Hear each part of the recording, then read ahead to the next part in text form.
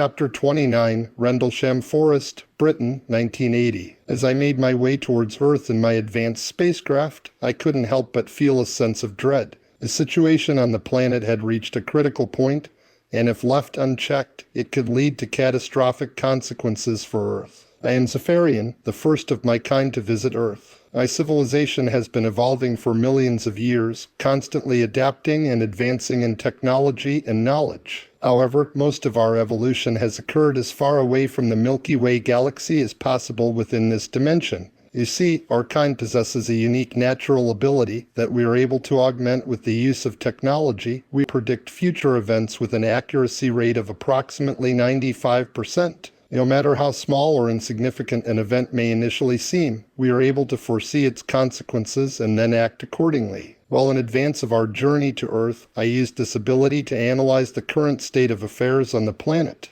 What I saw horrified me. The United States Air Force had stationed themselves at the Royal Air Force Base near Woodbridge within Rendlesham Forest in the United Kingdom, and were unknowingly on the brink of starting a worldwide nuclear war. As I landed my spacecraft in the forest, I immediately made contact with the commanding officers at RAF Woodbridge. It was imperative that I convey the gravity of the situation to them. At first, they were skeptical of my claims and locked me up at their base, thinking that I was just another prankster or spy trying to infiltrate their military operations. But as the days passed, more and more of my kind arrived on Earth in similar spacecrafts, all with the same urgent message. We were finally able to convince the officers by using our advanced technology to show them visual simulations of what would happen if they continued down their current path.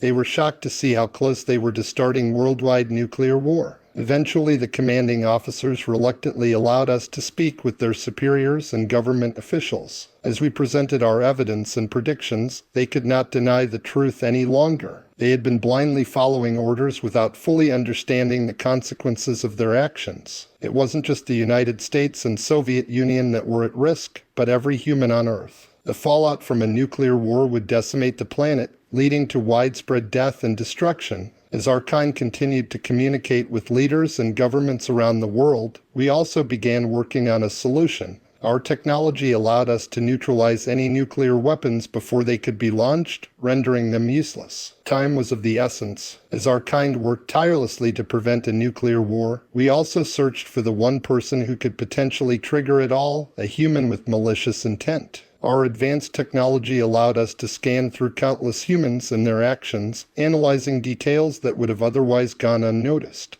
And it was during this process that we came across an individual who fit the profile. His name was David Graff, a high-ranking government official in the United States with access to sensitive information and secret communication channels. He had been exhibiting erratic behavior, making decisions that went against protocol, and had been showing signs of paranoia. We dug even deeper into his past and discovered that he had a history of mental illness and a deep-seated hatred for other nations. It was clear that he posed a threat not only to humanity, but to others who could possibly inhabit an Earth of the future. Through our extensive research and use of technology, we devised a plan to neutralize him without causing harm to anyone else. We used our technology to manipulate his perceptions, making him believe that he had successfully launched a nuclear attack when in reality it was just a simulation. In the wake of the incident, David Graff bragged that he would send mankind back to the Stone Ages. This confession led him to be secretly detained by his own country under the guise of medical reasons. Soon after this, my species increased our presence on Earth, undertaking the new mission of monitoring all nuclear weapons and taking appropriate actions to ensure they would never be used.